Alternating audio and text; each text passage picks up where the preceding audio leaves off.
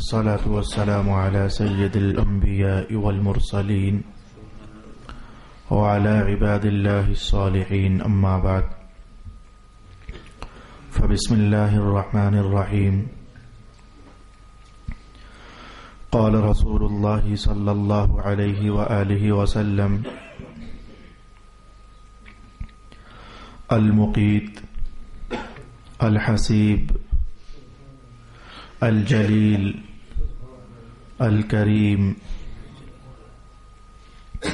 الرقیب المجیب الواسع الحکیم الودود او کما قال رسول اللہ صلی اللہ علیہ وآلہ وسلم الصلاة والسلام علیک یا سیدی یا رسول اللہ الصلاة والسلام عليك يا سيدي يا حبيب الله الصلاة والسلام عليك يا سيدي يا شفيع المذنبين وعلى آلك وأصحابك يا سيدي يا رحمة للعالمين.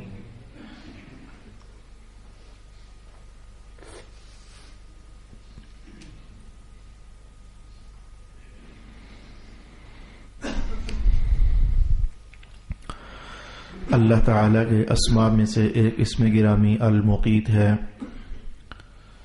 ایک اسم گرامی الحسیب ہے، ایک اسم گرامی الجلیل ہے، ایک اسم گرامی الکریم ہے، ایک اسم گرامی الرقیب ہے، ایک اسم گرامی المجیب ہے، ایک اسم گرامی الواسع ہے، ایک اسم گرامی الحکیم ہے اور ایک اسم گرامی الودود ہے.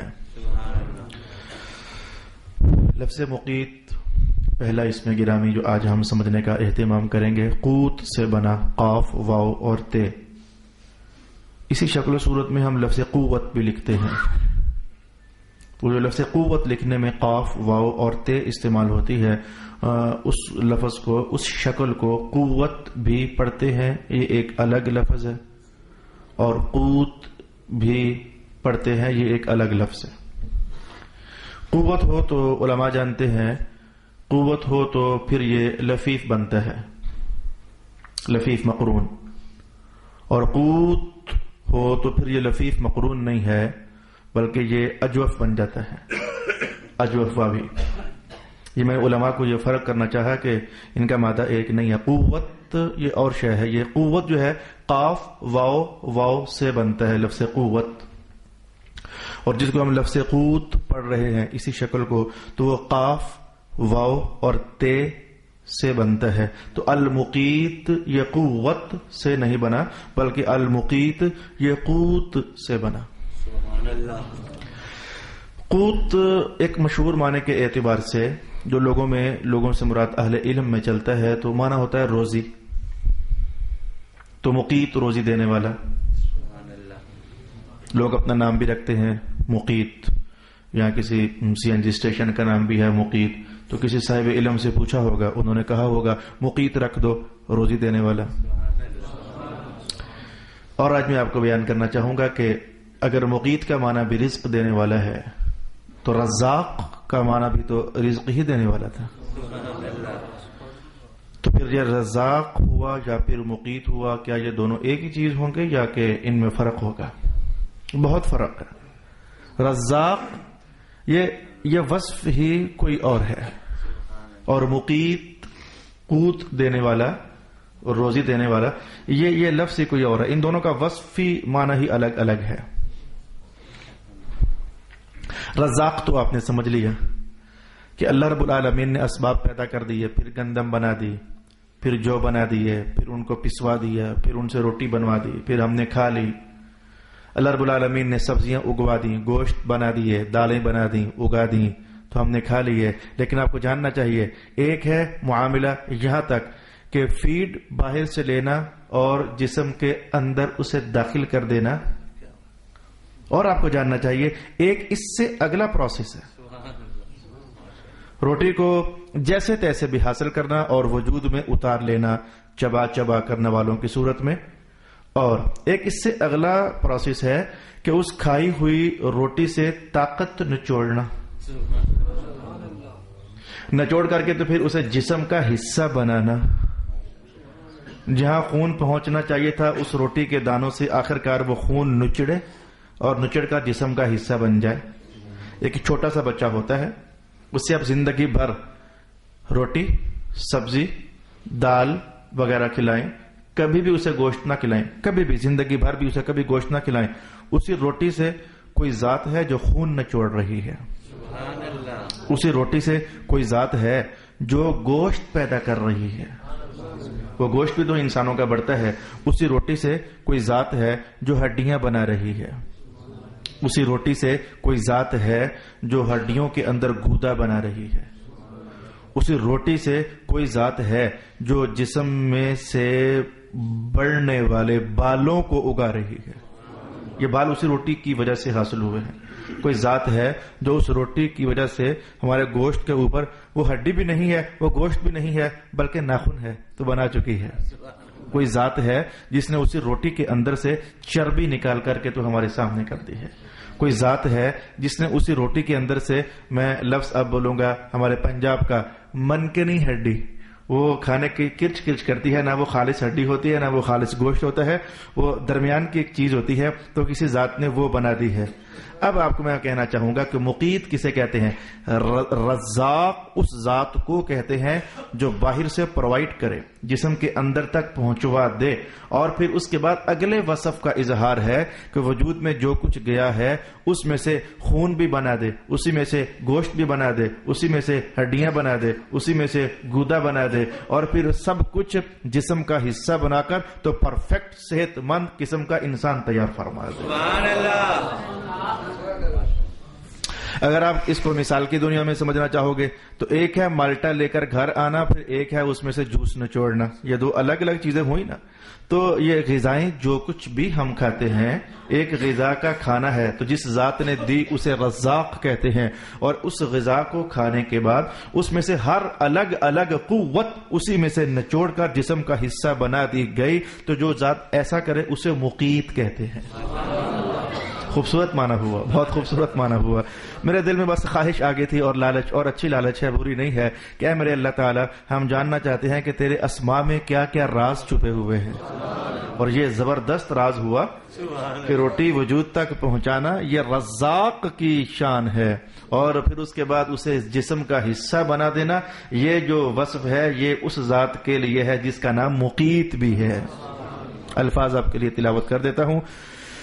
خالق الاقوات البدنیت والارزاق المعنویت وموصلها، میرا جملہ یہ تھا، میرا لفظ یہ تھا وموصلها، مولا علی قاری نے جو یہ لفظ لکھا وموصلها الى الاشباح ومعطیها للارواح، بس انہی الفاظ سے میں نے اپنا مقصد جدا کر لینا چاہا، تو ایک لفظ آج ہم نے سیکھ لیا کہ ہمارے رب کی ایک شان یہ ہے کہ وہ مقیت ہے۔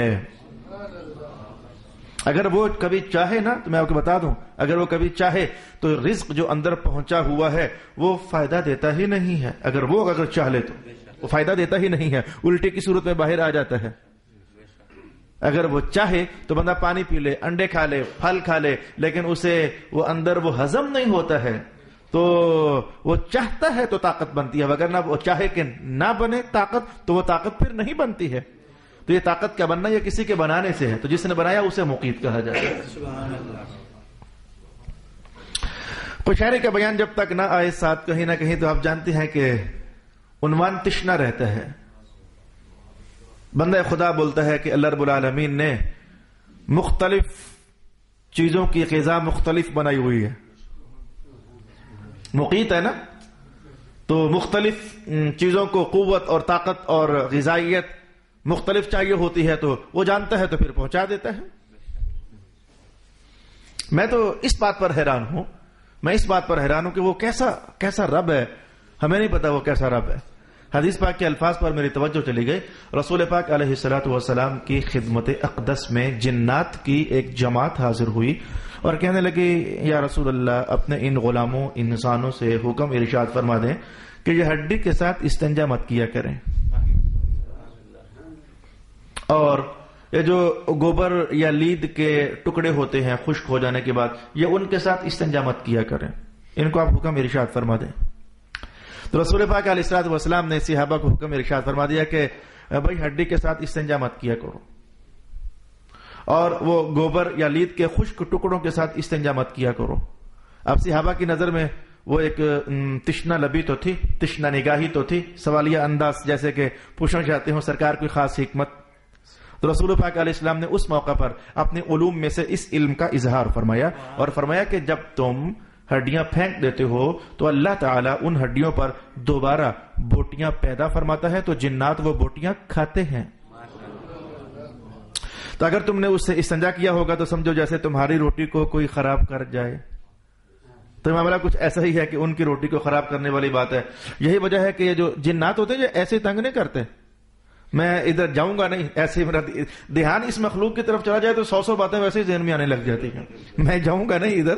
یہ ایسے تنگ نہیں کرتے، وہ کہیں باہر گئے بچے تو ہڈیاں پکڑ کر پھینکی، کھیلے، تو پھر جناب کسی نے ہڈی سے استنجا کر لیا، کسی نے ہڈی کی گانٹھی بنا لی، تو کیا معلوم کہ وہ جس ہڈی کو گانٹھی بنا کر کھیل رہے ہیں بچے، تو اندر کھاتے کسی جن کی روٹی تھی۔ اگر آپ کے سامنے سے کوئی روٹی اٹھا کر لے جائے اور اس کی گانٹھی بنا کر کھیلنے لگ جائے تو آپ 2 تھپڑ ہی لگاؤ گے نا اسے۔ تو کچھ معاملہ ایسا ہوتا ہے، وہ اس کوئی نہ کوئی وجہ پیچھے بن جاتی ہے جس کی بنیاد پر وہ جنات جو ہیں وہ انسانوں کو تھوڑا تھوڑا تنگ کرنے لگ جاتے ہیں۔ لیکن میرا ٹاپک یہ نہیں تھا، میرا عنوان یہ تھا بھائی یہ جو تمہارے جانوروں کا گوبر ہے اس کے ساتھ بھی استنجا مت کیا کرو، خشک ہو جائے تو اسے تم پیس لے کر کہو کہ استنجا کر لیں، مت ایسا کیا کرو۔ رسول پاک علیہ السلام نے فرمایا کہ جو تمہارے جانوروں کا گوبر ہے، جملہ میں یہاں سے نکالنا چاہتا ہوں، حدیث کے الفاظ نہ جانے کہاں سے ذہن میں آ پہنچے اس موقع پر، جو تمہارے جانوروں کا گوبر ہے تو اللہ تعالیٰ اس گوبر کو جنات کے جانوروں کے لیے چارہ بنا دیتا ہے۔ اچھا میں نے کیا نکالنا چاہا، حدیث تو کمپلیٹ پہلے بھی میں نے کہیں آپ کو سنائی ہوئی ہے، میں نے یہاں سے کیا نکالنا چاہا، اس مقیت رب کی کیا شان ہے، وہ پہلے تو صحیح سلامت چارہ ہوتا ہے، گھاس پھوس، اس میں سے طاقت نچوڑتا ہے، اس کے بعد جب جانوروں کے وجود سے پھینکوا دے اور اب انسان سوچے کہ اب اس میں طاقت نہیں ہے تو وہ رب کہتا ہے میں اب بھی قادر ہوں اس میں سے کسی اور کے لیے طاقت نچوڑ سکتا ہوں۔ یہ عجب ہے، یہ عجب ہے، یہ عجب ہے، وہ ایک بار نچڑنے کے بعد پھر کسی اور مخلوق کے لیے اس نے اسی سے طاقت نچڑوا دی، تو سبحان اللہ ہی کہا جائے گا، اس کے سوا کیا کہا جائے، کیا طاقت ہے اللہ رب العالمین کی، وہ کیسا مقیت ہے، وہ کیسا رزاق ہے۔ تو قشیری کہتے ہیں کہ کسی الگ الگ لوگوں کے لیے، الگ الگ مخلوقات کے لیے اللہ نے الگ الگ غذائیں اور الگ الگ طاقتیں بنا دی ہیں۔ یہ تو قشیری کا جملہ سمجھانے سے پہلے اچانک یہ حدیث پاک میرے ذہن میں آ پہنچی، وغیرہ فرماتے ہیں کہ کچھ لوگ ایسے بھی ہیں کہ جن کے لیے رزق اور قوت کیا ہے، توفیق العبادات، انہیں عبادت کا ایسا مزہ اور لذت اور نشہ ہوتا ہے، روٹی کھانے کو ملے یا نہ ملے، 2 سجدے مل جائیں تو وہ ان کی طبیعت حشاش بشاش ہو جاتی ہے۔ ممکن ہے کوئی ہم میں سے بھی اس ماحول میں اس زمانے میں بھی ہو، ممکن ہے، لیکن وہ تلاشنا پڑے گا وہ کہاں ہے کہ جن کو روٹی ملے یا نہ ملے لیکن ان کی غذا جو ہے اللہ رب العالمین نے وہ اپنا ذکر بنا دیا ہوتا ہے، اپنی یاد بنا دی ہوتی ہے۔ اب یہ نہ کہنا کہ کیا ایسے بھی کچھ تھے، ہاں جی ایسے بھی کچھ تھے، سب سے پہلے تو سرکار دو عالم تھے، اور اس کے بعد سرکار دو عالم علیہ الصلوۃ والسلام کے اوصاف، کمالات کی خیرات جس کو جتنی زیادہ ملتی چلی گئی وہ اتنے ہی حضور رحمت عالم کے رنگ میں رنگے جاتے رہے۔ میں نے کہا سب سے پہلے تو سرکار دو عالم علیہ الصلوۃ والسلام ہے۔ کیا رسول اللہ علیہ السلام نے فرمایا نہیں تھا کہ اللہ نے میں محمد کو اہل جنت کی طرز پر بنایا ہے، اور اہل جنت کو بھوک نہیں لگتی، انہیں پیاس نہیں لگتی، ان کی غذا اللہ کا ذکر ہے، فرشتوں کی غذا اللہ کا ذکر ہے۔ فرشتے دیکھ، فرشتے ان میں سے ایک، یہ فرشتے کا لفظ کہاں سے آ گیا، یا فرشتے ان میں سے ایک، فرشتے روٹی نہیں کھاتے، فرشتے پانی نہیں پیتے، فرشتے وہ غذائیں نہیں کھاتے جو غذائیں ہم مخلوقات استعمال کرتی ہیں، تو پھر ان کی غذا کیا ہے، ذکر اللہ تعالی، وہ اللہ کے ذکر پر پلتے ہیں، اللہ کے ذکر پر جواں ہوتے ہیں یا نہیں ہوتے میں نہیں جانتا، کیا پہلے چھوٹے ہوتے ہیں پھر بڑے ہوتے ہیں، مجھے یہ سارے حقائق معلوم نہیں، لیکن ان کی زندگی گزارنے کے لیے جو طاقت، جو قوت اور غذا چاہیے ہوتی ہے وہ محض اللہ رب العالمین کی تسبیح ہے، وہ محض اللہ کے لیے تکبیر ہے، وہ محض اللہ کی تمہید ہے، وہ محض اللہ کی تمجید ہے، وغیرہ ذالک۔ کچھ لوگ ایسے ہوتے ہیں، اب یہ الفاظ اب میں بھی نادان اور آپ بھی میرے ساتھ بیٹھے ہوئے ہو. ہمیں کیا معلوم ان محلوں کا، ہمیں کیا معلوم. قشیری کہتے ہیں کچھ لوگ ایسے بھی ہوتے ہیں کہ جنہیں بس مکاشفہ چاہیے ہوتا ہے، کشف ہو جائے بس محبوب کے نور کا دیدار چلتا رہے، یہی ان کی غذا ہوتی ہے. اور میں سب سے پہلے رسول اللہ، میں یہاں بھی کہوں گا سب سے پہلے رسول اللہ. میں حدیث کے الفاظ پڑھ دیتا ہوں. رسول اللہ علیہ السلام فرماتے ہیں انا ابیت عند ربی تبارک و تعالی. جب رات پڑتی ہے نا تو پتہ ہے جب رات پڑتی ہے تو حضور جی میں اللہ کے پاس چلا جاتا ہوں، میں رات اللہ کے پاس گزارتا ہوں. اب یہ راز سمجھ نہ آنے والا ہے. سیدہ عائشہ تو فرماتی ہے کہ ہمارے حجرے میں ہوتے تھے، حفصہ کہتی ہے ہمارے حجرے میں ہوتے تھے، ام حبیبہ کہتی ہے ہمارے پاس ہوتے تھے، زینب کہتی ہے ہمارے پاس ہوتے تھے. امہات المؤمنین اپنے اپنے گھروں کے مشاہدات فرماتی ہیں، لیکن حضور رحمت عالم ان تمام معاملات سے بے نیاز فرماتے ہیں انا ابیت عند ربی تبارک و تعالی. کہیں ایسا تو نہیں، ہمیں کیا معلوم ایسا ہے کہ نہیں، یہ تو بڑوں کی باتیں بڑے جانے، لیکن کہیں ایسا تو نہیں، ہمارا چھوٹا دماغ جہاں تک رسائی کرتا ہے کہیں ایسا تو نہیں. بھلے ہیں سرکار دو عالم اپنے بستر میں، لیکن اللہ کی محبت کا بے حجاب مشاہدہ فرما رہے ہیں. وہ کشف ہو رہا ہے، وہ توجہ لگی ہوئی ہے. اللہ رب العالمین بہتر جانتا ہے ہم غریبوں کو کیا خبر، یہ تو سرکار دو عالم کا معاملہ ہے. تو قشیری فرماتے ہیں کہ کچھ لوگوں کے لیے اللہ نے مکاشفات کو غذا بنا دیا، کچھ لوگوں کو اللہ نے مشاہدات غذا بنا دی. اب میں یہاں یہ بحث نہیں کروں گا، میرا عنوان آج نہیں ہے مکاشفہ کیا ہوگا اور مشاہدہ کیا ہوگا. دکھنے میں تو یہ ایک ہی شے لگتی ہے، لیکن مکاشفہ ذرا اور شے ہوتی ہے، مشاہدہ ذرا اور شے ہوتی ہے. اگر کوئی صوفی مل جائے تو اس سے پوچھ لینا، وہ آپ کو بتا دے گا. کوئی اہل علم بھی ہو اور صوفی منش بھی ہو، اس سے پوچھ لینا بابا یہ دو لفظ آپ کے یہاں چلتے ہیں مکاشفہ اور مشاہدہ، ذرا ارشاد ہو جائے. کہ اس لیے تو آپ لوگوں کو سمجھاتا ہوں کہ پیر و مرشد پڑھا لکھا ہونا چاہیے، اسے پتا تو ہو کہ جو اگر پوچھا جائے تو کیا ہے وہ مکاشفہ کیا ہے اور مشاہدہ کیا ہے. کچھ لوگوں کو میں نے جان بوجھ کر ایسے ہلکا سے ایسے ٹچ کر دیا، ان کے دل میں ایسے ایسے ہو رہا ہے، بتا ہی دیتے تو کیا تھا. لیکن میں آج نہیں بتاؤں گا، آگے بڑھ جاتے ہیں. ایک لفظ ہے الحسیب. اللہ رب العالمین کی ایک شان یہ ہے کہ وہ حسیب ہے. حسیب کا سمجھنا ہمارے لیے ذرا جلدی سے میں کہتا ہوں کہ آسان ہو جائے گا. اللہ اکبر. میں آپ کو اگر پنجاب میں لے جاؤں تو بات کا جاننا ذرا آسان ہو جائے گا. بعض اوقات ماحولیاتی باتیں ذہنوں کو ذرا وسیع کر دیتی ہیں تو بڑی بات کا جاننا آسان ہو جاتا ہے. چلے عقائد کی دنیا میں جو معاملہ بھی ہے، میں چلے یہ مثال ہی نہیں دیتا کہ اگر کوئی بندہ پریشان نہ ہو جائے. میں نے ایک رات 2 بجے کے مشاہدے میں لاہور گیا ہوا تھا اسٹوڈنٹ لائف میں، تو وہ پتہ نہیں کیا کسی بندے کا کوئی نقصان ہو گیا تھا.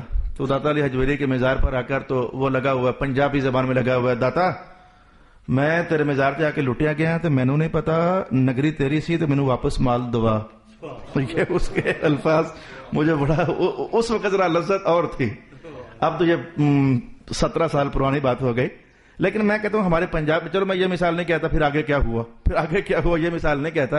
ہمارے پنجاب میں چلے جاؤ نا تو یہ جو کچھ لوگ ہوتے ہیں وہ چودھری ہوتے ہیں، اور کچھ لوگ ہوتے ہیں اللہ نے انہیں ذرا درجے میں کم مال دیا ہوتا ہے، اور یہ بھی اللہ کا نظام ہے.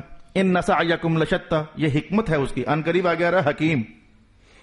کچھ وہاں کے جملے یہاں سن لیجئے. یہ اس کی حکمت تھی کہ اس نے سارے مالدار نہیں بنائے، یہ اس کی حکمت تھی کہ اس نے سارے غریب بھی نہیں بنائے. اگر سارے مالدار ہوتے تو پھر ہمارے کام نہ ہو سکتے. کام کوئی بھی بندہ تب کرتا ہے کہ اسے پیسے کی ضرورت ہوتی ہے. کوئی بندہ پینٹ کرے گا کیونکہ پیسوں کی ضرورت ہے، کام کرے گا تو کھائے گا.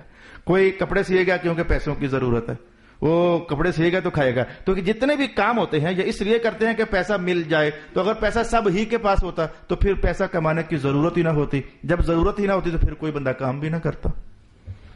کام اس لیے تو کرتے ہیں پیسہ کمائیں، تو کمانا ہی نہیں تھا کسی نے. اگر سب کو اللہ مالدار بنا دیتا تو ہمارے کام نہ چلتے. اگر سب کو غریب بنا دیتا تب بھی کام نہ چلتے. بھئی اگر سارے غریب ہوتے تو جس کا کام کرو اس کے پاس پیسے ہوں گے تو وہ دے گا نا، ہے وہ بھی غریب. کوئی کسی کا کوئی سا بھی کام کرے تو اس کے پاس پیسے ہوں گے تو دے گا نا، ہے وہ بھی غریب. اگر سارے مالدار ہوتے تو نظام زندگی نہ چلتا، کپڑے نہ ہم سی سکتے، نہ پہنتے، نہ جوتے، کچھ بھی نہ ہوتا. اور اگر سارے غریب ہوتے تب بھی نظام کائنات نہ چلتا. تو اس کی حکمت تھی کچھوں کو غریب بنا دو، کچھوں کو مالدار بنا دو، تاکہ غریب ان کا کام کرے، یہ ان کو پیسے دیں، نظام دونوں کا چل جائے. تو یہ آگے لفظ آ رہا ہے حکیم. وہ حکیم ہے، اس نے جو کیا بڑی حکمت کے تحت کیا. ان قریب لفظ آ رہا ہے. تو ہمارے پنجاب میں چلے جاؤ تو جو یہ طبقہ ہو، میں چھوٹا طبقہ نہیں کہتا، میں یہ کہتا ہوں جن کی جولی میں پیسے کم ہیں، جو ایسے لوگ ہوتے ہیں نا، تو اپنے چودھری کے پاس اوکھے سوکھے ویلے جا کر کے تو بڑے انداز ان کے ہوتے ہیں، بڑے ان کے نخرے ہوتے ہیں. وہ نخرے وہ ٹیکے والے نہیں، وہ محبت کے نخرے. اور جناب چودھری صاحب اللہ بھلا کرے برکتاں ہون، یہ بڑے جملے بولتے ہیں. اب ساڑھے ماں پہ ہوتا تو صحیح ہونا جی، ہوں کس اسکول جائیے، جو ہے تہاڈی دھی دی شادی ہے، میں پنجابی کے جملے بول رہا ہوں، تہاڈی دھی دی شادی ہے تو میں ہوں ساڑھے ماں پہ تو تسا کتنے جائیے، اور نہ مائی باپ بس جو کرنا تو صحیح کرنا، یہ جو ہے نا، اور نہ مائی باپ جو کرنا تو صحیح کرنا. یہ جو ادا ہے وہ چودھری کو اندر سے مار جاتی ہے. وہ پھر وہ کہتا ہے چھوڑے مراسیہ کیا چاہیے تجھے، وہ اس کے اپنے سٹائل ہوتے ہیں، مراسیہ کیا چاہیے تجھے، بلاؤ سرکار کا، ہمیں کیا چاہیے، سارا کچھ جو کرنا ہے آپ نے کرنا ہے، ہمارا تو آپ کے سوا کوئی ہے نہیں ہے. تو اس نے اپنے سارے معاملات وہ گاؤں کے چودھری پر ڈال دیے. اب چودھری کو اپنی وہ عزت رکھنی ہوتی ہے، شرم آتی ہے. وہ کہتا ہے ٹھیک ہے یار، وہ فلانا کک کر کاٹ لے، یہ تیرے بالوں میں کیا بندوبست ہو گیا، اب 2-4 چاولوں کی بولیاں دیو یار. وہ بولیوں کے بندوبست ہو گیا. جناب کسی سے کہا چلو تو اسے وہ گودام سے 2 آٹے کی بوریاں، وہ کرتے کرتے ایک بچہ کھول لا، چل ایک بچہ کھول لا. یہ بچہ بھی ایک پتہ ہے آپ کو، بھینس کا بیٹا یا بچہ کھول لا. اچھا اب وہ چودھری صاحب جو ہے انہیں اپنی عزت بچانی ہوتی ہے. وہ 2-4 بوریاں گندم، چاول، آٹا، بچہ، اور جناب علی ہو خوش ہیں، مائی باپ جیندے رہن. یہ ہمارے پنجاب کا سٹائل، مائی باپ جیندے رہن. اب وہ گیا تو اس نے کہا میرا سارا کچھ آپ. چودھری نے کہا اچھا جب تیرا سارا کچھ میں، تو چل جو تو کہتا لے لا، لے لے، پھر جو تو کہتا لے لے، تیرا سب کچھ میں جو ہوا. اب سمجھیں رب کائنات نے کہا میں یتوکل علی اللہ، جس نے کہہ دیا مولا میرا سب کچھ تو، جس نے توکل کر لیا مولا رب تو، خالق تو، رازق تو، مالک تو، شفائے تو دے، صحتیں تو دے، کرم نوازیاں تو کرے، جولیاں تو بھرے، مولا میرا کون ہے تیرے سوا. اب قرآن کا جواب آیا من یتوکل علی اللہ، جس نے کہا مولا میرا سب کچھ تو، میرا بھروسہ تیرے اوپر، اعتماد تیرے اوپر، یقین تیرے اوپر. ادھر سے جواب کیا تھا، فہو حسبہ، حسیب، حسیب، فہو حسبہ. اللہ اپنی شانوں کے ساتھ فرشتوں کو آرڈر جاری کر دیتا ہے، یہ کہتا ہے اس کا سب کچھ میں ہوں، یہ جو مانگتا دے دو اسے. فہو حسبہ، کافی ہو جانا، کفایت کر دینا. اب یہ لفظ کفایت کر دینا، مجھے اس کو کھولنے کے لیے وہ چودھری کی کہانی اور میراثی کی کہانی کہنی پڑی، تاکہ وہ ادھر سے ہم چھوٹے درجے میں بات سمجھیں گے نا. تو یہ بڑا کرم ہے، رب کائنات نے وعدہ دیا. جہاں یہ وعدہ دیا ہے ادعونی استجب لکم، جھولی پھیلاؤ دوں گا، وہاں یہ بھی وعدہ ہے من یتوکل علی اللہ، جس کا توکل سب کچھ اللہ پر ہو جاتا ہے. تو وہ ادھر سے جواب آتا فہو حسبہ، وہ ہے نا حسیب، وہ جانتا ہے تمہیں کیا چاہیے. بس معنی آپ سمجھ گئے. عربی عبارت اتنی ہے المعطی لعبادہ کفایتہم، جو ان کی کفایت تو ان کی ضرورت کو پورا کر دے. ایک تو حسیب کا معنی یہ، اور حسیبہ یحسب حساب بھی ہوتا ہے، یوم یقوم الحساب، حاسین با غضب. آپ کے گھر میں کتنے روپے ہیں آپ کو پتہ ہے، گنے ہوئے ہیں. آپ کے گھر میں کتنے کو دودھ کے پیکٹس پڑے ہوئے ہیں جو لوگ وہ گنے ہوئے ہیں، پتہ ہے. اچھا جی آپ کی تنخواہ کتنی ہے آپ کو پتہ ہے کتنی ہے، گنے. تو کچھ چیزیں ہوتی ہیں وہ لمیٹڈ ہوتی ہیں، وہ گنی ہوتی ہیں. کچھ ایسی چیزیں ہیں کہ کبھی ہمارا دھیان بھی نہیں گیا کہ اسے بھی گنا جا سکتا ہے، کبھی دھیان نہیں گیا. میں بھی جب جملہ بولوں گا تو آپ تصدیق کرو گے، واقعی مولانا صاحب، استاد صاحب، کبھی بھی دھیان گیا ہی نہیں کہ یہ شے بھی، اس کی بھی گنتی ہے. کبھی ہمارا دھیان گیا ہی نہیں. بول تو پھر وہ کیا شے ہے، هو الذی یعد انفاس الخلائق، حسیب، حساب کرنے والا. لیکن یہ حساب وہ نہیں، ہاں بھی کیا کر کیا ہے، یہ وہ نہیں، حسیب وہ تو مالک یوم الدین ہے نا، وہ عنوان اور ہے. لیکن حسیب حساب کرنے والا کس سینس میں؟ کہا کہ ہر مخلوق پیدا ہونے سے لے کر مرتے وقت تک جتنی سانسیں لیتی ہے اسے نہیں پتا وہ کتنی ہے، کسی نے گنی ہوئی ہے. یعد الانفاس، کسی نے وہ سانسیں بھی گنی ہوئی ہے. اللہ اکبر. کوئی شے بھی اللہ کے علم سے باہر نہیں ہے. یہ کیسا نام ہو گیا حسیب؟ ہمیں پتہ ہی نہیں کہ یہ شے بھی گنی جا سکتی ہے، اور اگر گننا چاہیں تو بھول جائیں گے، نہ بھولیں گے تو عاجز ضرور آ جائیں گے. بھائی جب سو جائیں گے تو کون گنے گا؟ جب سو جائیں گے تو کون گنے گا؟ تو وہ ساتھ ہے جس نے وہ سانسیں اچھا یہی تو وجہ بعض اوقات جب آخری مراحل آتے ہیں بندے کے، موت کے وقت کے، تو پتہ ہے کہ سانس ذرا رک رک کر بھی آتے ہیں. اگر کسی آخری لمحات کسی بندے کے آپ نے دیکھے ہوں تو مختلف ہوتے ہیں, تو وہ سانسوں کا رک رک کر کے آنا اللہ کی شان ہے کہ ٹائم پیریڈ باقی ہوتا ہے بھائی, 5 منٹ زندگی کے ٹائم پیریڈ باقی ہوتا ہے, اور ادھر اس کے حساب میں سانسیں اڑائی رہ گئی ہوتی ہیں.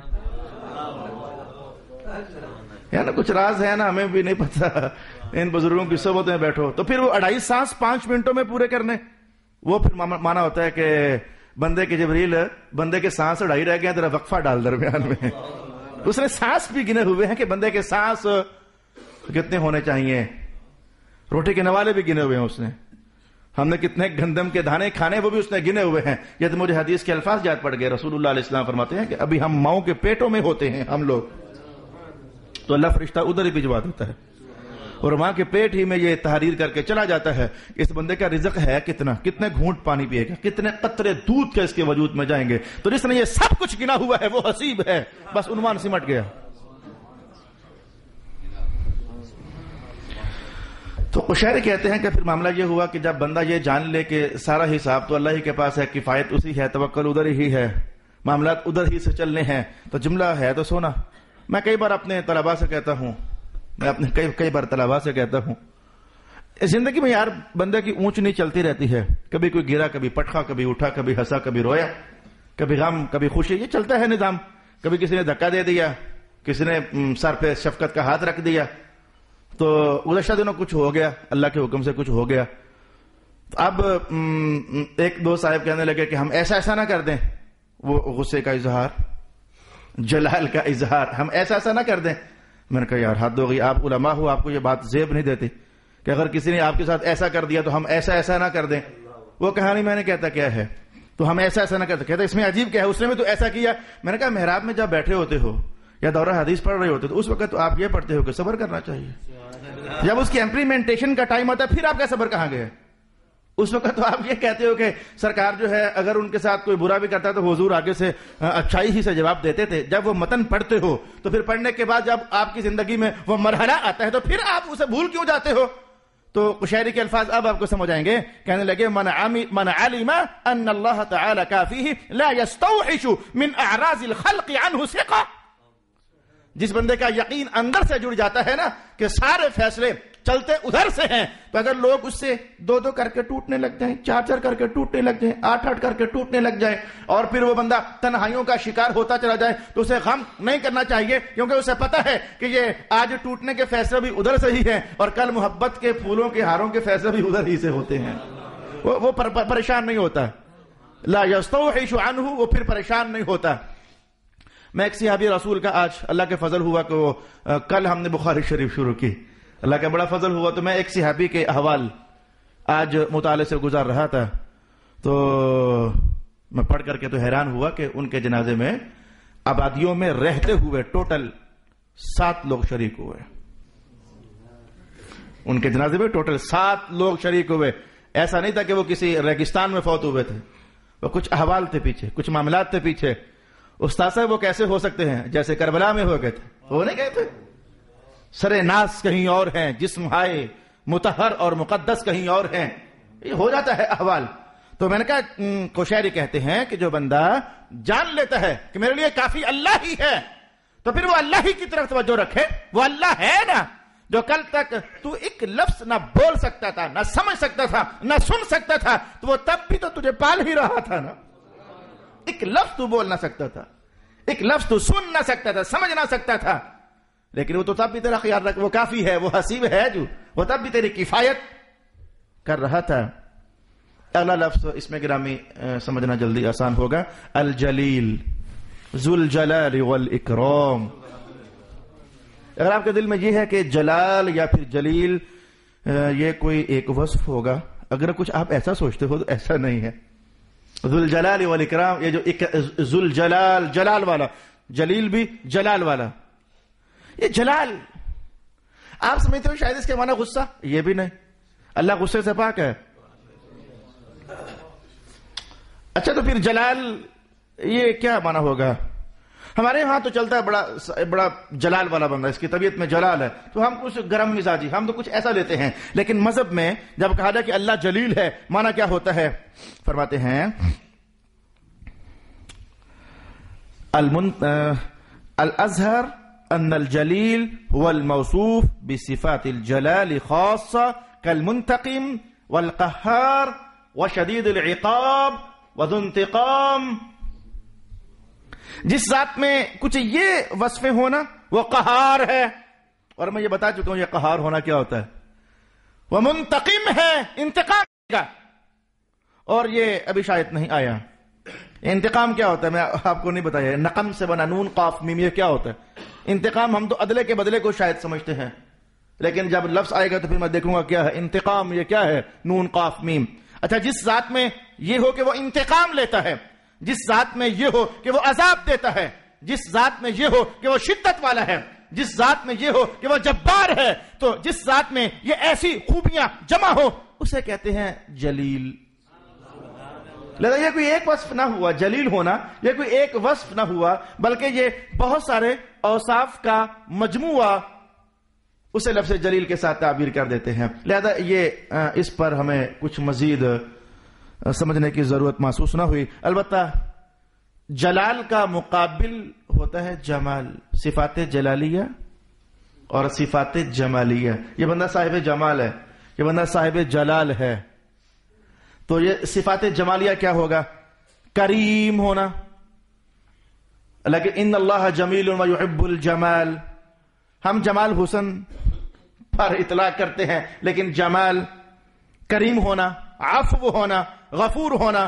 الغرض لفظ جلیل اور لفظ جمال کا معنی میں نے بس 2-3 جملوں میں آپ کی خدمت میں کہنا چاہا.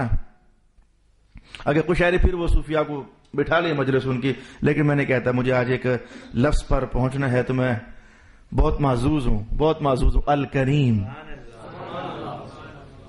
یہ ایسا لفظ ہے کہ آپ سے اگر میں کہوں ترجمہ کرو، آپ کہو جی کریم اس ذات کو کہتے ہیں جو کرم کرے. میں کہوں نہیں، کرم کیا ہوتا ہے؟ آپ کہو جی جو کرم کرے. میں کہوں نہیں، بتاؤ یہ کرم کیا ہوتا ہے. آپ چپ کر جاؤ گے، آپ کو سمجھ نہیں آ پائے کہ یہ کرم کیا ہوتا ہے. کرم کرنے والی ذات کو کریم کہتے ہیں. تو یہ کرم ہے کیا؟ بہت دلچسپ لفظ ہے. کرم ہے کیا؟ میں وہ سارے تلاوت کروں گا. یعنی اتنی چیزیں ملیں تو پھر جا کر کہیں گے کہ یہ ہے کریم. اتنی باتیں اکٹھی ہو جائیں نا تو کہیں گے کہ کریم. سمجھے وہ کتنی باتیں ہیں؟ الفاظ سنیں. الذی، الکریم الذی اذا قدر عفا واذا وعد وفا واذا اعطى زاد على المتمنى ولا يبالي كم اعطى ولمن اعطى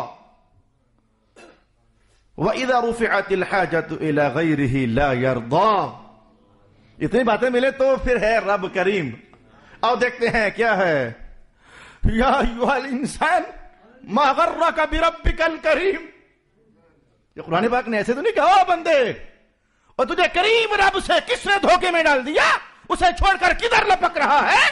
وہ رب جو کریم ہے. بولا کریم ہے کیا؟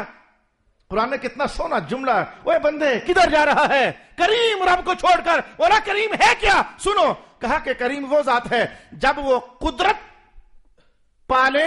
اب یہ پالے یہ لفظ ادھر کا ہے، وہ ہمیشہ قدرت میں ہے، وہ ہمیشہ قدرت والا ہے.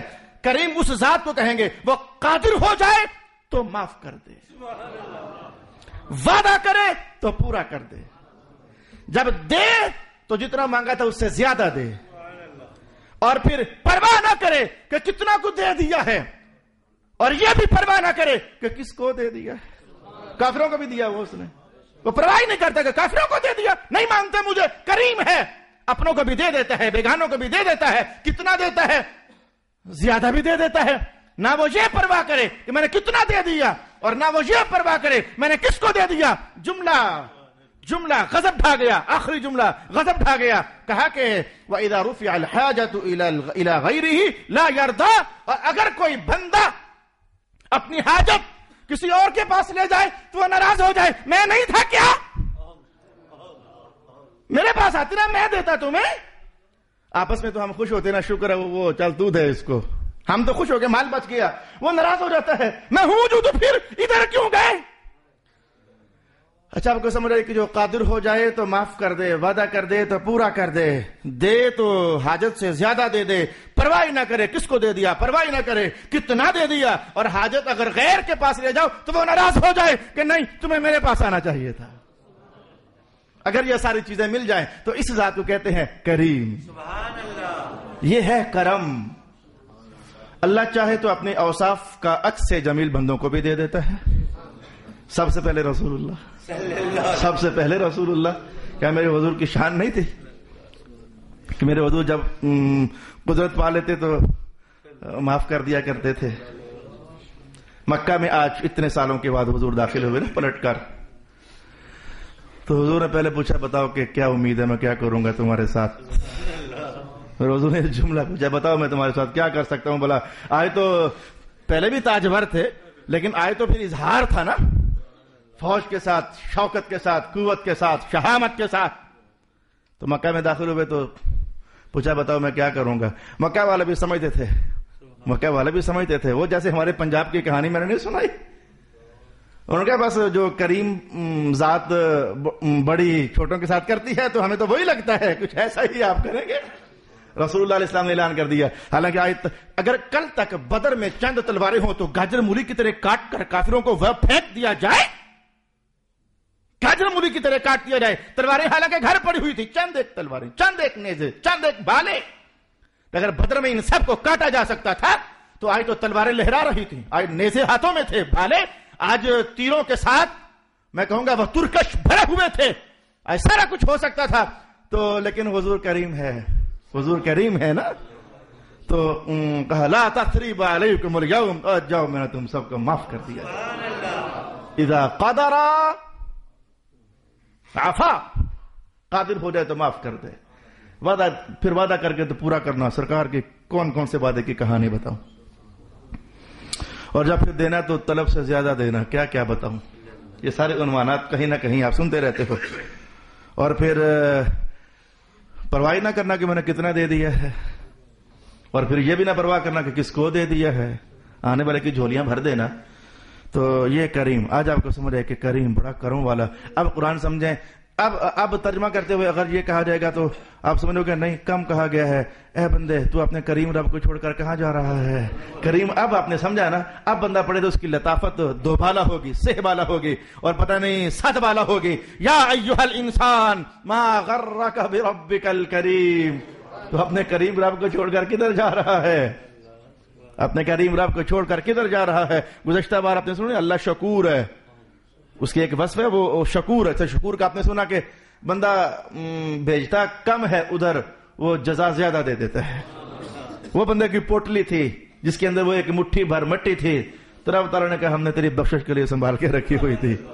آج میں ایک حدیث کی بحث پڑھ رہا تھا, جہاں حدیث میں یہ آتا ہے, جہاں حدیث میں یہ آتا ہے, اہل علم اس کو توجہ سے سمجھیں گے. جہاں حدیث میں یہ آتا ہے کہ جو بندہ جنازے میں جاتا ہے تو اللہ اسے ایک دو قیرات ثواب دیتا ہے. قیرات, اور قیرات احد کے پہاڑ برابر. ویسے کیرٹ, 1 کیرٹ بڑا سمارٹ سا ہوتا ہے, چھوٹا سا, چند چاولوں کے دانے ملے تو اتنا ہوتا ہے ایک قیرات عربی زبان میں.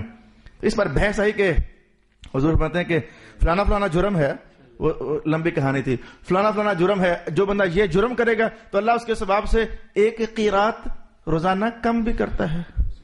محدثین پہلے تو ڈرے کہ اگر قیرات سے مراد وہی ہے جو احد پہاڑ والا ہے تو پھر تو کیا کام, اس جرم پر روزانہ قیرات قیرات قیرات قیرات کم ہو جائے تو بچے گا کیا. تو پھر فوراً کہا نہیں اللہ شکور بھی تو ہے نا, وہ کریم بھی تو ہے نا. اس کی شان یہ ہے کہ گناہ جتنا ہوتا ہے اتنا ہی رہنے دیتا ہے, اور اس پر قرآن شاہد ہے. البتہ جو نیکیاں ہوتی ہیں اللہ انہیں پال کر کے تو بڑا کر دیتا ہے. یہ ہے کریم رب, وہ رقیب ہے. ابھی بھی تو طبیعت خوش ہو گئی. یہ سبق میں پہلے گھر سنا کر آیا ہوں, گھر والے تو ڈر گئے ہیں. اللہ رقیب ہے. توجہ اگر لگانا چاہو تو مراقبہ لفظ اسی سے ہے, مراقبہ, اور مراقبہ رقابہ سے ہے. رقابہ گردن کو بولتے ہیں. فتحریر رقبۃ مؤمنہ, ایک گردن آزاد کرنا, یہ کفارے کا بیان. تو گردن کو راقبہ، جو بندہ مراقبہ کرتا ہے اصل میں گردن چکاتا ہے، اسے کہتے ہیں مراقبے میں ہے بندہ، گردن چکانا اصل میں. تو جو بندہ مراقبے میں ہوتا ہے اصل میں متوجہ ہوتا ہے. خاص جو مراقبہ کرتا ہے نا، مراقبہ وہ پچھلی کہانیاں یاد کرنے کے لیے بندہ تھوڑا کرتا ہے، مراقبہ ہوتا ہے اللہ تیری یاد، سب سے توجہ. وَتَبَتَّلْ إِلَيْهِ تَبْتِيلًا، سب سے کٹ کر ادھر ادھر دھیان کرنا.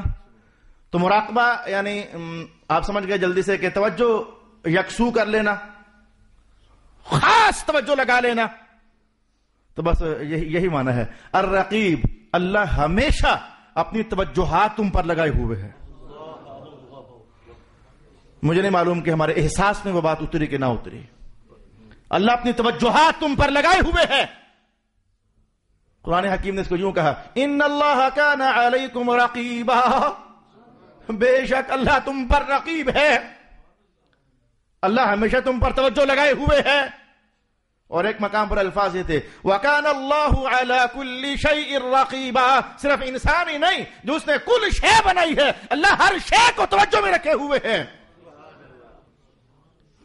کون کس وقت کیا کر رہا ہے، کس کی کب کیا ضرورت ہے، کون کیا سوچ رہا ہے، کون بچا رہا ہے، کون چھپا رہا ہے، کون صرف کر رہا ہے، کون صرف کر رہا ہے، ہر لحظہ وہ تم پر متوجہ ہے.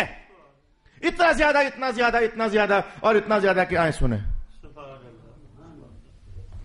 مولا علی قاری کہتے ہیں کہ یار ایک میں نے آپ کو وہ بات بتائی تھی، ایک بندہ مر گیا تو کسی نے خواب میں دیکھا، پوچھا کیا حال ہے، کہا سب بچت ہو گئی، سوئی نے پھنسا دیا.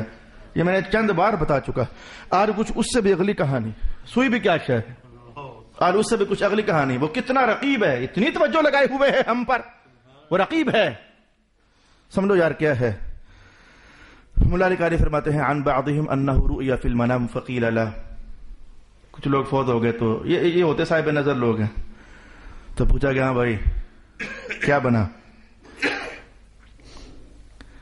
ما فعل اللہ بک، کیا کیا اللہ نے تیرے ساتھ. اور جن کو یہ آخرت کے ڈر ہوتے ہیں وہ خوابوں کے اندر کچھ ویسا ہی دیکھتے رہتے ہیں. جس کا دھیان جیسا سارا دن رہے تو وہ خوابوں کے اندر کچھ ویسا ہی دیکھتا ہے. فقال غفر لی، معاف تو کر دیا ہے، واحسن الی، اچھا سلوک بھی کیا ہے، الا انہ حاسبنی، مگر ایک مقام پر میرا محاسبہ چل رہا ہے، حساب چل رہا ہے. حتی طالبنی بیوم کنت صائما، اور وہ معاملہ بھی اس دن کا ہے جس دن میرا روزہ تھا. وہ حساب چل رہا ہے، میں روزے میں تھا تو ایک معاملہ ہو گیا تھا، وہ حساب چل رہا ہے. کہا کیا، کہ فلما كان وقت الافطار اخذت حنطة من حانوت صديق لي، کہتے ہوا یہ تھا یار افطاری کا ٹائم تھا تو یار بیٹھے بیٹھے جیسے ہم نہیں، بڑی توجہ سے میری جان اس کو یاد کر جاؤ، 1000 لوگوں کو بتاؤ، جا کر آگے 1000 لوگوں کو بتاؤ. پھل والی ریڈی پر گئے تو ایسے ہی انگور توڑ لیا اور بہانے بہانے سے چبا لیا، اتنا کچھ چبا لیا. یہ ہمارے ہاں جو چلتا ہے، کوئی مونگ پھلی لے لی تو اس کو جناب پہلے 2 حصوں میں توڑ دیا، تو پھر وہ مزید توڑا تو دانہ نکال لیا. انسانی فطرت، اس کے ہاتھ میں کوئی شے ایسی عادت لگی رہتی ہے. اب اپنے اپنے ماحول میں سمجھو کون کہاں کہاں لگا رہتا ہے. کسی گھر مہمان بن کر گئے تو توجہ کے ساتھ کیا، اتنی باریکی سے بھی ہو سکتا ہے، مذہب میں ہے اس لیے بتا رہا ہوں. طبیعت میں آ گیا تو وہ ناخنوں کے ساتھ اس کا صوفہ اوپر سے کھرچنا شروع کر دیا. ہاں جی میرے جان سوچو، وہ پالش اتار دی تو پھر طبیعت نے کہا کچھ اور تو لگے رہے. یعنی ہر انسان اپنی احوال میں کسی کا داغا پکڑ کے کھینچ دیا تو پھر کسی کی چادر کا، بڑی باریک باتیں اس طرح کی. میں نے 3 4 5 مثالیں آپ سے کہی ہیں، بڑی باریک مثالیں. تو کہنے لگے شام کا ٹائم ہوا تو میرا ایک شے کا حساب رہ گیا، وہ ابھی نہیں ختم ہو رہا، ابھی وہی حساب چل رہا. ہوا کیا، کہا وہ روزہ تھا تو شام کا ٹائم ہو گیا تو میرا دوست تھا، حالانکہ جگری یار تھا، تو اس کی صندوق میں گندم کے دانے پڑے، میں نے ایک دانہ پکڑ لیا، گندم کا دانہ پکڑ لیا. تو ہوا یہ کہ فکسرتھا، میں نے توڑ دیا. وہ پکڑا تو پکڑ کر توڑ دیا، جیسے میں نے کہا مونگ پھلی کے دانے ہم توڑ دیتے ہیں. چلتے تھے کسی کے باغ میں ایسے پتہ کھینچ دیا، ایسے کسی کے باغ سے پتہ کھینچ دیا، ڈالی توڑ دی اور لہرا کر کے تھوڑا سا پھینک دی، آگے چل پڑے. یہ نرم باتیں دھیان دو. مجھے پتا کہ میں جب جملہ وہ بولوں گا تو بے چین ہو جاؤ گے آپ بھی. فذکرتھا انھا لیست لی، پھر مجھے یاد آ گیا اوئے یہ دانا تیرا ہے. نہیں، واپس کر. وہ ٹوٹا ہوا دانا میں نے واپس کر دیا. دانا پہلے پکڑا، توڑا، توڑ کر کے میں نے واپس کر دیا. خیال آ گیا کہ یہ تو تیرا نہیں ہے، تو یہ تو نے کیا کیا؟ میں نے کہا چلو واپس کر دیتے، واپس کر دیا. فَأَلْقَيْتُهَا عَلَى حِنْطَتِهِ، میں نے وہ ٹوٹا ہوا دانا واپس پھینک دیا اس کے دانوں میں. فَأَخَذَ مِنْ حَسَنَاتِ مِقْدَارَ عِرْشِ كَسْرِهَا، تو میرا یہ حساب چل رہا ہے تو نے توڑا کیوں تھا. اللہ اکبر. میرا یہ حساب چل رہا ہے کہ فرشتوں نکالو اس کا مال، اس کے ثواب میں سے نکالو، اس نے دانا توڑا تھا کسی کا. ڈرو اللہ سے میرے دوست. اگر چھوٹے چھوٹے معاملات، قرآن نے کیا کہا تھا؟ فَمَن يَعْمَلْ مِثْقَالَ ذَرَّةٍ خَيْرًا يَرَهُ وَمَن يَعْمَلْ مِثْقَالَ ذَرَّةٍ شَرًّا يَرَهُ. اگر ذرہ شر ہے تو وہ بھی سامنے آئے گا، ذرہ خیر ہے تو وہ بھی سامنے آئے گا. گندم کا دانہ توڑا کیوں تھا تو نے؟ یہ نکالو اس کی نیکیوں میں سے حساب. من حسناتی. اگر گندم کے دانے توڑنے پر میرے دوست احوال یہ ہیں، مال کھا جانا، قرض دبا جانے، اور جناب والا ادھار لے کر پوچھنا ہی نہ کبھی.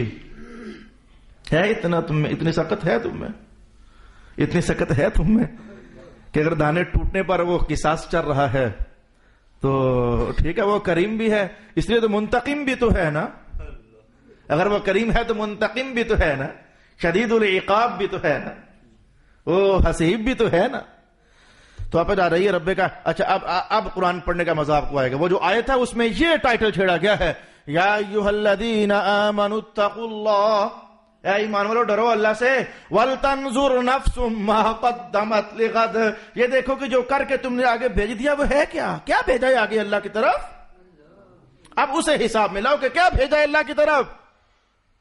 وَاتَّقُوا اللَّهَ، اگر کوئی غلط شے نظر آ رہے تو پھر اللہ سے ڈرو، معافی مانگو، مولا معاف کر دے، وہ جو میں نے دانا توڑا معاف کر دے. ڈرو. اس آیت کے اندر یہ کہا گیا کہ وہ رقیب ہے، رقیب، مراقبہ. اگر وہ تمہیں توجہ میں لیے ہوئے تو تم بھی تو توجہ ادھر لے جاؤ نا. اب قرآن کا وہ معنی سمجھ آئے گا آپ کو. جو کڑی سے کڑی مل جائے تو ایک کے بعد دوسرا جملہ آسان. وَتَبَتَّلْ إِلَيْهِ تَبْتِيلًا، ان دنیا کے ہنگاموں سے کٹ کر کچھ وقت اپنے رب کے لیے تنہا بھی تو ہوا کرو نا، اپنا محاسبہ بھی تو کیا کرو نا، اپنا حساب بھی تو لیا کرو نا، اپنا تھیلا چیک بھی تو کیا کرو.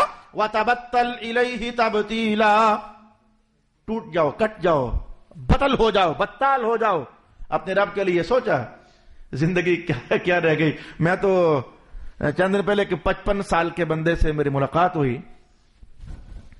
تو وہ کتنا بیچارہ خوش فہمی میں تھا. ابھی تو میری عمر پڑی ہوئی ہے، ابھی تو میری عمر پڑی ہوئی ہے. ہم بھی کہتا ہوں یار ابھی تو تیری ساری عمر باقی پڑی ہوئی. کتنی؟ کہاں کتنی ساری عمر؟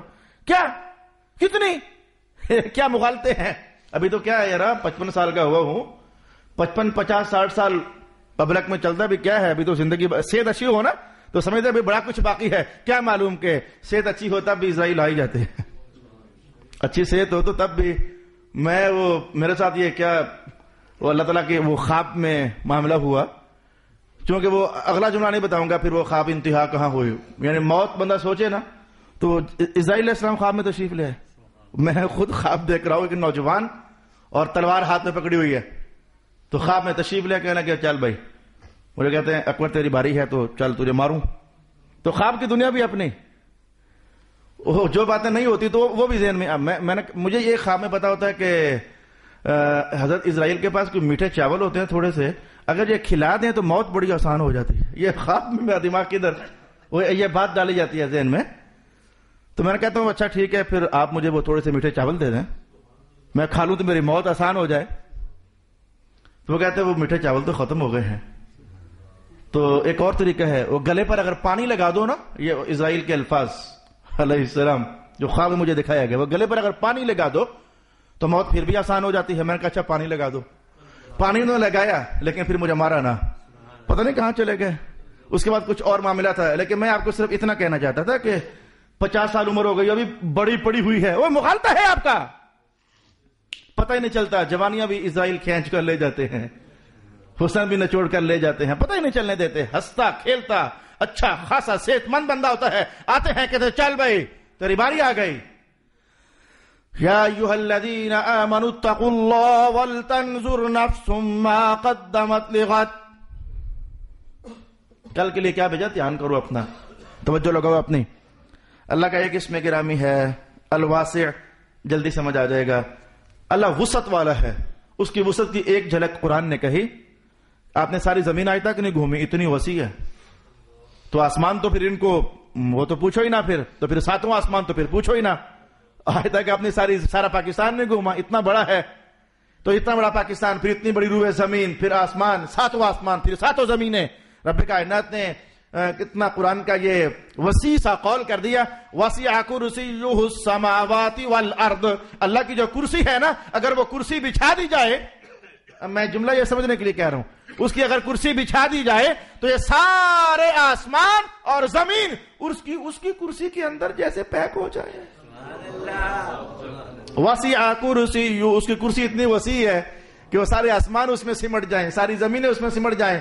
اب اگلا مسئلہ تو علم العقائد کا ہے، پھر کیا اللہ اس پر بیٹھتا ہے؟ بس یہ سمجھے نا، مجھے نہیں پتا کہ کیا سمجھنا ہے ہمیں، کہ جس کی کرسی اتنی بڑی ہے کہ ساتوں آسمان اور زمینیں اس میں سمٹ جائیں، تو پھر وہ ذات خود نہیں پتا مجھے کتنا۔ اس لیے اللہ اکبر، اس کا ترجمہ یہ اللہ ہر شے سے بڑا ہے، ہر شے سے بڑا ہے اللہ۔ تو واسع، اللہ واسع ہے، اور حکیم، اللہ حکمت والا ہے۔ چلے حکیم سے انشاءاللہ گفتگو اگلے سبق میں ہم شروع کریں گے۔ وآخر دعوانا ان الحمدللہ رب العالمین۔